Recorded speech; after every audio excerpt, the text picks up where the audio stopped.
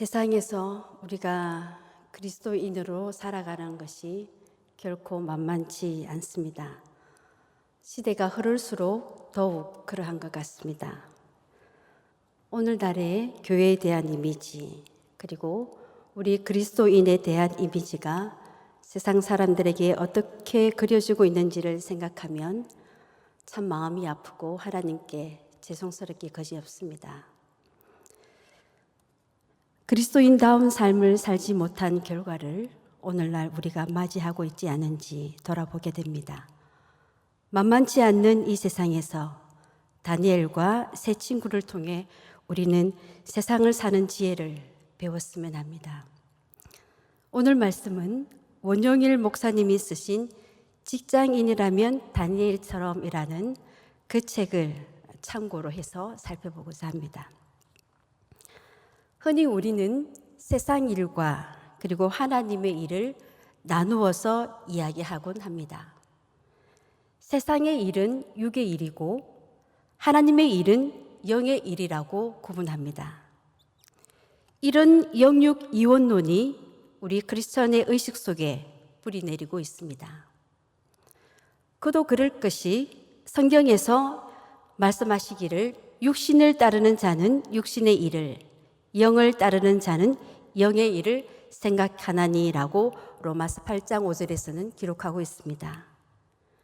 그리고 골로새서 3장 2절에서는 위의 것을 생각하고 땅의 것을 생각하지 말라라고 말씀하고 있습니다. 여기서 바울은 육신의 일과 영의 일을 또 위의 것과 땅의 것을 구분하는 것 같습니다. 하지만 육신과 영을 대조하고 육신을 영에 대해 열등하게 말한 것처럼 보이는 것은 육신과 영 그 자체를 대립시키는 것이 아닙니다. 그리스도가 없던 옛사람의 모습과 그리스도와 함께 변화된 새 사람의 모습을 대비시키는 것입니다. 그러므로 그리스도가 없는 옛사람은 육신을 따르고 육신의 일을 생각하지만 그리스도와 함께하는 새 사람은 영의 일을 따르고 영의 일을 생각한다라는 것입니다. 한 사람이 세상에서 하는 모든 일은 육의 일이고 그리고 교회에서 하는 예배와 같은 것만 영의 일이다라는 뜻이 아닙니다. 우리의 삶의 영역을 구분하면 종교적인 일과 일상적인 일로 나눌 수 있는데 종교적인 일만 영적인 일이고 하나님의 일인 것이 아니라라는 것입니다. 일상적인 일 역시 영적으로 하나님의 일로 여기고 일해야 한다라는 것입니다. 지금부터 약 2,500~600년 전에 치열한 삶의 현장에서 하나님의 백성다움을 드러내며 그리스도인다운 삶을 살았던 다니엘, 그를 통해 오늘 우리 시대에 세상 속에서 가져야 할 그리스도인의 영성과 삶의 모습에 대해 살펴보고자 합니다. 오늘 말씀 1절을 보면은 유다 왕 여호야김이 다스린 지 3년이 되는 해에 바벨론 왕 느부갓네살이 예루살렘에 이르러 성을 에워쌌더니라고 말씀하고 있습니다. 이는 바벨론 왕 느부갓네살의 제1차 유다 침공에 대한 언급입니다. 이처럼 느부갓네살이 유다를 침공한 것은 당시 국제 정세와 관련이 있습니다. 당시 근동 세계에서는 애굽과 바벨론이 근동에서의 주도권을 장악하기 위해 패권 다툼이 치열하게 벌어지고 있었으며 그 대표적인 싸움이 바로 여호야김 4년 때에 있었던 갈그미스 전투입니다. 바벨론의 이러한 갈그미스 전투에서 승리를 거둠으로써 사실상 근동 세계의 패권을 장악하게 되었습니다. 당시 유다 왕 여호야김은 애굽의 바로 느고에 의해 세워진 18대 왕입니다. 그가 통치하는 동안 애굽을 섬기던 유다는 갈그미스 전투에서 애굽이 바벨론에게 참담하게 패하는 것을 지켜봐야 했습니다. 여호야김이 바벨론에게 항복하라는 하나님의 뜻을 거부한 결과 바벨론 느부갓네살은 유다까지도 바벨론의 지배하에 두기 위해 갈그미스 전투에서의 승리의 여세를 몰아 유다를 침공하였던 것입니다. 그들은 왕족과 귀족층의 자녀들을 바벨론의 볼모로 끌고 갔을 뿐 아니라 하나님의 전에 있는 기물들을 가져다가 신할 땅 이방 신전에 두었습니다. 다니엘과 세 친구를 포함한 많은 유다 소년들은 주전 605년 이 전쟁 때 포로가 되어 바벨론으로 끌려갔습니다. 10년 전 뒤인 주전 586년에 유다 왕국이 완전히 망했지만 주전 605년에 그 전쟁에서 이미 유다의 운명은 결정이 났습니다. 또한 그 전쟁은 유다 백성들에게 신앙적으로 큰 좌절을 안긴 심각한 사건이었습니다. 다윗 왕에게 주어진 나단의 신탁이 무너지는 것 같은 좌절을 겪었기 때문입니다. 하나님께서는 나단 선지자를 통해 다윗의 후손들이 영원히 견고한 나라를 세우게 될 것이라 라고 사무엘 하에서 말씀하고 있었습니다. 그런데 느부갓네살의 군대가 예루살렘을 질밟았고 성전의 기구들을 약탈해 갔습니다. 이로 인해 유다 백성들은 그들의 신앙적 자부심이 완전히 허물어졌습니다. 이런 상황 가운데 다니엘과 세 친구는 많은 유다 백성들과 함께 적국 바벨론 땅으로 끌려갔던 것입니다.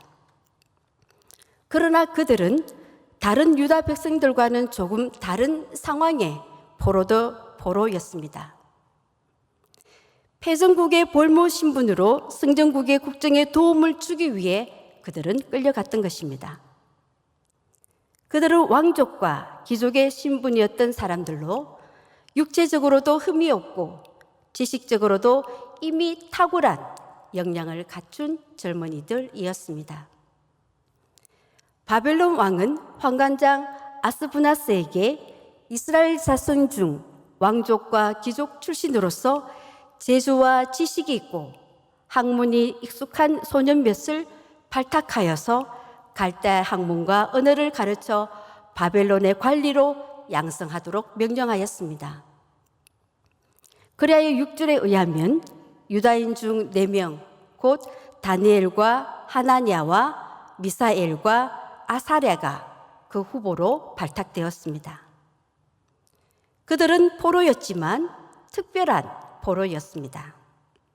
나라는 망했지만 상대 정부의 요직에서 일할 수 있는 일종의 특권을 가졌고 아마도 다른 포로들의 부러움을 사기도 했을 것입니다. 하지만 유다의 다른 포로들은 이들보다 더 고된 일을 했겠지만 유다인들만의 공동체 안에서 생활할 수 있었던 것을 추정해 보면 다니엘과 세 친구는 영적으로 매우 힘든 환경에 노출되었을 것으로 보아집니다. 율법대로 살아야 할 유대인으로서는 엄청난 영적 고통을 감내해야 했던 것입니다. 당시 세계 최강국의 궁궐에서 이방의 학문과 세계관을 학습하는 일은 결코 쉽지 않았을 것입니다. 그들은 말 그대로 두 나라 정체성의 한가운데서 포로 생활을 했습니다. 사도 바울이 빌립보 성도들에게 권면하는 것처럼 우리의 시민권은 하늘에 있는 모습이 다니엘과 세 친구가 겪었던 디아스포라 아이덴티티였습니다. 그들은 약속의 땅을 잃고 세상 속으로 흩어져 떠돌면서 분명한 하나님 나라의 시민권을 붙잡고 살아야만 했습니다. 우리들 역시 두 나라에 속한 사람들입니다. 이 세상에 몸담고 살면서 육신적으로는 국민의 의무를 다하며 권리를 누립니다. 하지만 신앙적으로는 하나님 나라에 속한 천국 시민입니다. 이 두 나라의 의무를 다해야 하는 것이 바로 우리의 책임입니다. 이 두 나라의 정체성은 예수님이 가이사의 것은 가이사에게, 하나님의 것은 하나님께 바쳐라 라고 하신 것처럼 두 가지 의무를 다 하도록 요구하십니다. 이것은 포로의식과는 확연히 차이를 보여주는 것입니다. 이 땅에서 살아가는 크리스천의 정체성도 바로 이런 두 나라의 정체성입니다. 사도 베드로가 말했듯이 세상 속에 사는 흩어진 나그네이다라는 것입니다. 우리는 깊은 산속에 들어가 수도하면서 사는 사람들이 아니라 세상 속에서 살아가고 있습니다. 그러므로 우리의 정체성은 한마디로 세상 속의 그리스도인입니다. 우리에게는 삶의 터전인 이 세상이 있습니다. 이 세상 속에서 우리의 영성과 믿음을 드러내어야 한다라는 것입니다. 우리의 가정과 우리가 몸담고 있는 직장과 그리고 지역사회에서 그리고 대한민국 국민으로서 또 더 나아가 지구촌의 한 구성원으로서 우리의 정체성을 분명하게 드러내야 한다라는 것입니다. 그러면 오늘날 우리의 삶의 자리에서 어떻게 포로의식에서 벗어나 진정한 그리스도인으로서의 삶의 변혁을 일으킬 수 있는가라는 것입니다. 그것은 바로 프로의식을 갖는 것입니다. 프로의식을 가진 사람은 창의성을 발휘하게 됩니다. 또한 바람직한 방법을 계속적으로 찾아가게 됩니다. 그리고 제대로 가는 길을 찾으려고 또한 계속적으로 노력하게 되는 것입니다. 이런 프로의식이 오늘을 사는 우리에게도 필요한 것입니다. 한쪽 눈이 없는 장애인 왕이 있었습니다. 그는 자신의 초상화를 그리고 싶었습니다. 한 초상 화가를 불러서 그리게 하였는데 그는 두 눈이 다 있는 것처럼 그의 모습을 그렸습니다. 그것은 뭔가 있어 보이기는 한데 왕의 모습은 아니었던 것입니다.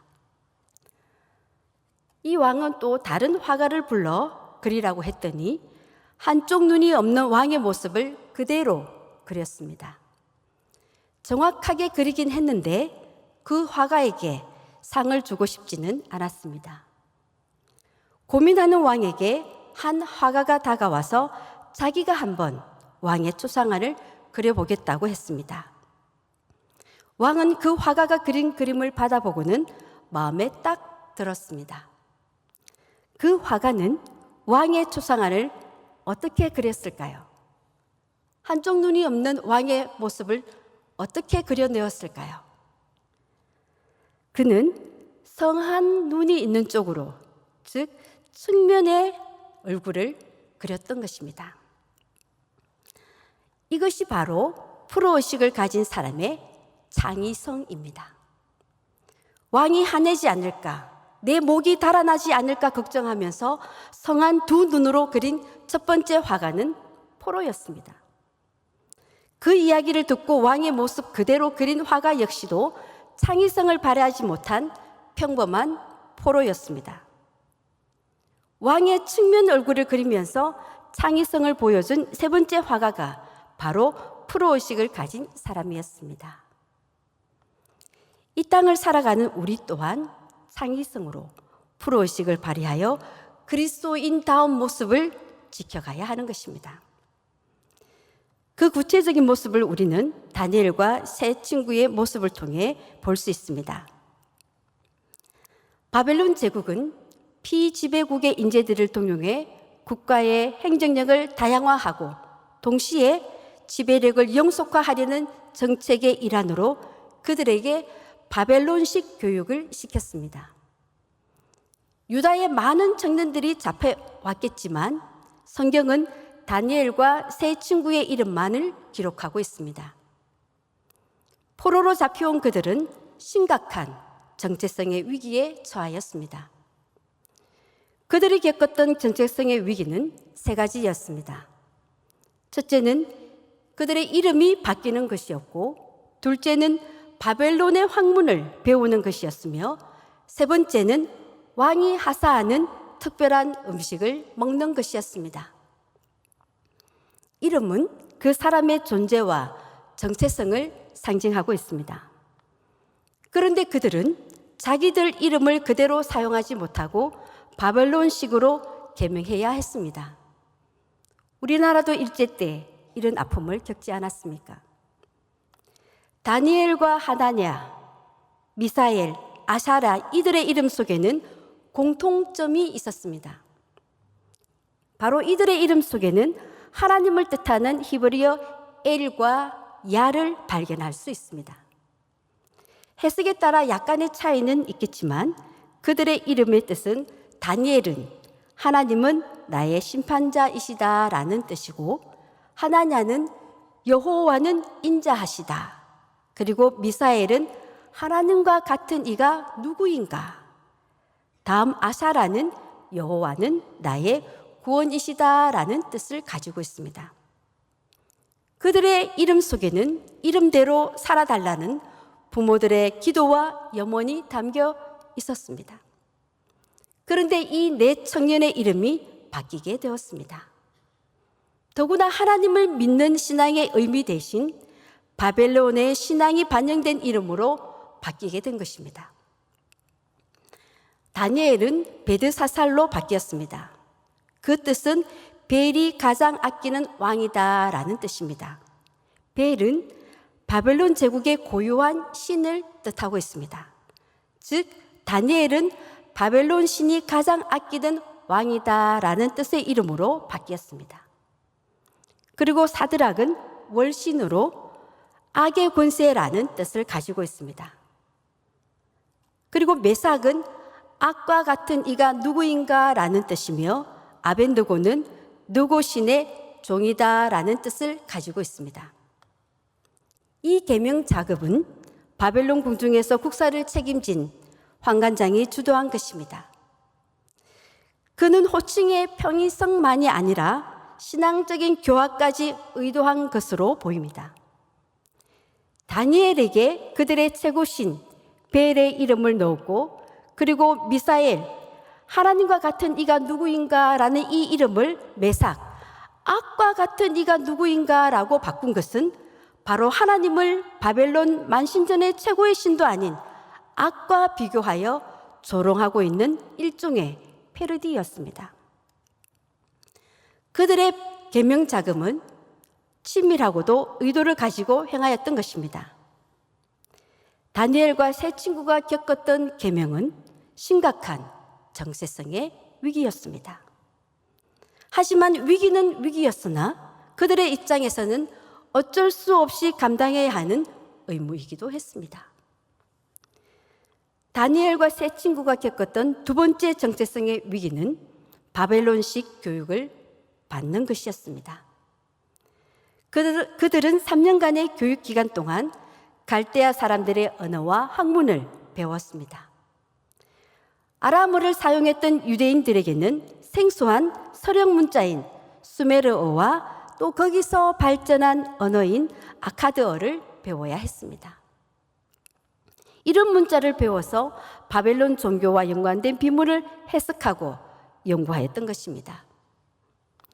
또한 당시 중요한 학문이었던 점성술, 그리고 점술, 주술, 마술 등을 공부하면서 바벨론의 종교의식에 익숙해지고 그들의 철학을 학습했던 것입니다. 이렇게 이 젊은이들은 바벨론의 왕실이 요구하는 체계적인 교육을 받았던 것입니다. 다니엘과 세 친구가 바벨론의 학문을 열심히 공부했다는 것은 결코 쉬운 일이 아니었습니다. 그러나 이 젊은이들은 모든 학문과 과업을 다, 그것도 우수하게 감당하였던 것입니다. 힘든 과정을 다 거치고 나서 느부갓네살 왕이 최종 면접을 보았는데 그 지혜와 총명이 온 나라의 기존의 박수와 술객들, 즉 현직에 있는 어느 신하들보다 10배나 더 나은 것 같다라고 성경은 기록하고 있습니다. 이렇게 되기가 결코 쉽지 않았을 것이지만 다니엘과 세 친구는 기꺼이 그 일들을 감당했습니다. 이렇게 하나님의 신앙의 의미가 담긴 이름으로 더 이상 불릴 수 없고 이교적 신앙에 반영된 이름으로 불려야 했던 일이나 이교적인 바벨론의 학문을 열심히 공부해야 하는 일이 심각한 정체성의 위기였던 것은 틀림이 없었습니다. 그런데 가만히 생각해 보면 나라가 망하고 적국의 포로가 되었던 상황에서 자신들이 선택할 수 있는 것은 아니었습니다. 그 상황은 그들에게 주어진 일들이었고 겪어야만 했던 일이었습니다. 다니엘과 세 친구가 겪었던 세 번째 정체성의 위기는 바로 왕이 하사하는 특별한 음식을 먹는 것이었습니다. 5절 말씀에 보면은 왕이 지정한 왕의 음식과 포도주를 날마다 주었다라고 말씀하고 있습니다. 특별히 선발된 소년들에게 매일매일 필요한 음식이 왕궁에서 직접 공급되었고 그 음식은 일반 백성들은 맛볼 수 없는 특별한 음식이었습니다. 그러나 느부갓네살 왕의 그 진수성찬은 8절에 나오는 말씀을 볼 때 우상의 제물들과 관련된 것이든지 또한 율법에서 부정한 것으로 규정된 음식이었음을 알 수 있습니다. 8절에서 다니엘은 뜻을 정하여 왕의 음식과 그가 마시는 포도주로 자기를 더럽히지 아니하리라 하고 자기를 더럽히지 아니하도록 환관장에게 구하니라고 말씀하고 있습니다. 다니엘은 왕이 하사하는 특별한 음식과 포도주가 자신을 더럽히는 일이라고 생각하고는 문제를 제기했습니다. 원문에는 그 앞에 그러나라고 접속사가 나오고 있습니다. 그들이 앞에 요구받았던 계명과 학문은 수긍했으나 음식 문제만큼은 그냥 넘어갈 수 없다는 결심을 굳게 표현하고 있는 것입니다. 왜 이 음식에 대해서 문제 제기를 한 것인지 우리는 충분히 추측해 볼 수 있습니다. 당시 바벨론은 그들의 관습에 따라 특히 고기 종류의 궁중 음식은 그들의 신에게 제사를 지내고 나서 먹는 의식이 있었습니다. 곡식이 땅의 신이 내린 축복이듯이 그 곡식이나 풀을 먹고 자란 짐승의 고기를 먹게 된 것은 그들이 섬기는 신들의 은총 때문이라고 생각한 것입니다. 다니엘과 세 친구는 이렇게 제사 지낸 고기가 문제라고 생각했던 것입니다. 두 번째 문제는 바벨론 사람들이 유대인의 율법이 규정하고 있는 그 음식법에 어긋나는 돼지고기와 말고기 등을 먹었다는 점입니다. 왕이 하사하는 음식에는 그런 고기가 포함되었던 것은 당연하였던 것입니다. 즉 율법에서 부정한 것으로 규정한 음식이었음이 분명한 것입니다. 또 한 가지 가능성은 고기를 핏째 먹지 말라는 율법의 가르침에 위배된 것으로도 추측해 볼 수 있습니다. 여호와에 대한 신앙이 투철한 다니엘과 세 친구들은 이 음식이 아무리 고급스럽고 왕이 특별히 배려해 준 것이라 할지라도 그것들로 자기들을 부정하게 하는 것임을 알고 있었기 때문에 입에도 대지 않겠다라고 결심한 것입니다. 다니엘은 자신들을 책임 맡은 궁중의 환관장에게 왕이 하사하는 음식을 먹지 않겠노라고 말하고 있습니다. 그렇게 해서 하나님을 믿는 자신들의 정체성을 드러내기로 마음먹었던 것입니다. 그때 환관장은 이렇게 말하고 있습니다. 10절 말씀입니다. 내가 내 주 왕을 두려워하노라. 그가 너희 먹을 것과 너희 마실 것을 지정하셨거늘 너희의 얼굴이 초췌하여 같은 또래의 소년들만 못한 것을 그가 보게 할 것이 무엇이냐. 그렇게 되면 너희 때문에 내 머리가 왕 앞에서 위태롭게 되리라. 전형적인 관료의 사고방식을 잘 보여주는 말입니다. 바로 이때 다니엘과 세 친구의 창의성이 발휘되었습니다. 그들은 창의적인 대안을 생각하고 환관장에게 제시하였습니다. 왕의 특별한 지시에 담긴 의미를 살리면서 또 자신들의 아이덴티티를 드러낼 지혜를 구체적으로 제안했던 것입니다. 그것은 열흘 동안 시험하여 채식만 한 자신들과 왕의 진미를 먹은 동료들을 비교하여 당신이 보는 대로 판결하라라는 것입니다. 물론 열흘간의 테스트 결과는 채식만 한 다니엘과 세 친구가 환관장의 걱정을 잠재우기에 충분했습니다. 다니엘과 세 친구는 다른 동료들보다 더 윤택하고 좋은 모습을 보였고 결국 그들은 채식만 하는 것을 허락받았습니다. 다니엘과 세 친구의 결단은 믿음에 견고한 용기 있는 결심이었습니다. 하나님을 경외한 그들에게 왕의 음식은 특권이 아니라 극복해야 할 시험이었습니다. 만일 그들이 왕의 음식과 포도주를 먹게 된다면 그들은 하나님의 율법을 범하고 자신을 부정한 음식으로 더럽히게 될 것이었습니다. 그러나 동시에 그들이 만일 왕이 정한 음식과 포도주를 거부한다면 그들은 왕명을 어기는 것이 되어 바벨론 관리가 될 수 있는 특권을 상실할 뿐만 아니라 좀 더 나아가서는 왕명을 거역함으로 인해 생명을 잃을 수도 있었습니다. 그들은 생명을 걸고 왕의 음식과 포도주를 먹지 않기로 결단하였던 것입니다. 이것은 자신들의 생명뿐만 아니라 왕의 환관장의 목숨도 걸어야 할 만큼 위험스러운 일이었습니다. 그러나 하나님께서는 다니엘로 하여금 환관장에게 은혜와 긍휼을 얻게 하셨습니다. 환관장이 다니엘의 제안을 들어준 것은 보이지 않는 하나님의 자비로운 섭리가 있었기 때문입니다. 하나님께서는 당신을 향한 신앙의 정죄를 지키기 위해 자신들의 목숨을 내거는 결단까지 한 다니엘을 그냥 내버려 두시지 않고 그가 그 시험을 통해 신앙을 지킬 뿐 아니라 목숨까지도 보존하도록 그 길을 열어주셨던 것입니다. 우리는 세상의 치열한 삶의 현장에서 세상적인 가치관과 동일하게 생각하고 행동하기를 강요받곤 합니다. 비기독교적인 관행과 비리를 따라가도록 압력을 받기도 합니다. 직장생활 하시는 분들은 이러한 문제로 많은 갈등을 겪고 계실 것입니다. 다니엘과 하나냐와 미사엘과 아샤라는 바벨론의 궁궐에 살면서 해야 할 모든 것을 혐오하고 거부한 반항아들이 아니었습니다. 그들은 자신들의 이름이 바뀌는 것은 용납했고 또 바벨론식 교육에 대해서도 거부하지 않았습니다. 어떤 다른 사람들보다 더 열심히 공부해서 뛰어난 성과를 거두었습니다.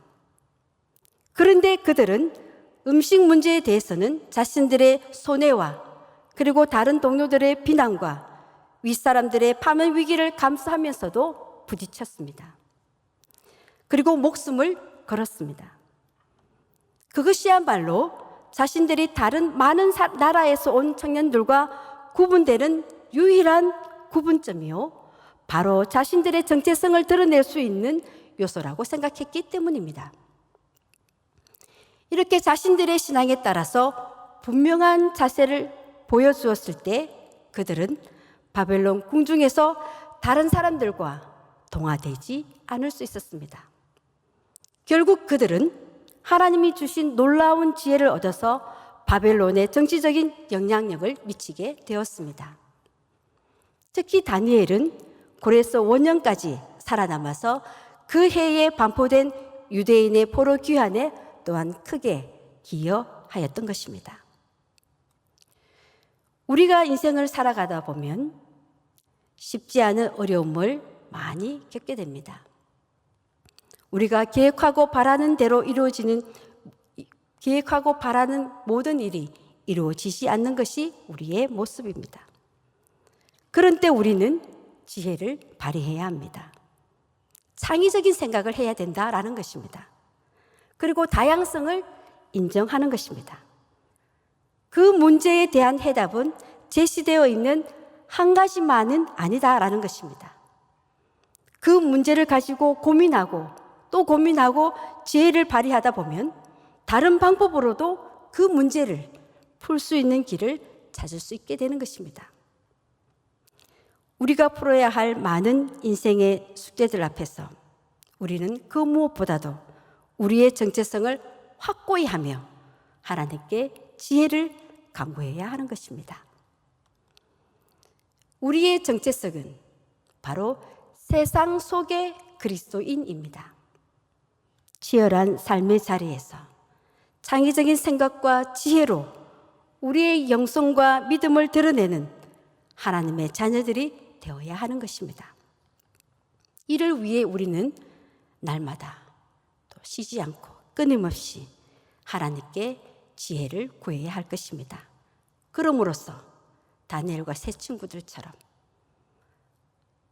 자신의 그리스도된 인물, 그 정체성을 견고히 하며 많은 사람들 앞에 드러내며 하나님 앞에 영광을 돌리는 삶을 살아갈 수 있게 될 것입니다.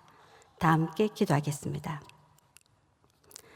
거룩하신 하나님, 세상적인 가치관과 비기독교적인 관행과 비리가 가득한 이 세상 속에서 힘겹게 살아가고 있는 주의 자녀들을 긍휼히 여겨주시고 다니엘과 세 친구들이 가졌던 지혜와 믿음의 용기를 본받아 그리스도인으로서의 정체성을 확고히 하는 저희들이 되게 하여 주옵소서. 성령께서 늘 함께하여 주셔서 지혜 주시고 힘 주시고 능력을 더하여 주셔서 저희 앞에 놓여 있는 시험들을 이겨나가게 하여 주옵소서. 특권인 줄 알고 속지 않게 하시고 하나님이 주시는 지혜와 믿음으로 세상 속에 그리스도인으로 당당하고 담대하게 살아가는 저희들이 되게 하여 주옵소서. 그리하여 날마다 믿음으로 승리하는 저희들의 삶이 되게 하옵소서. 우리 주 예수 그리스도의 이름으로 기도합니다. 아멘.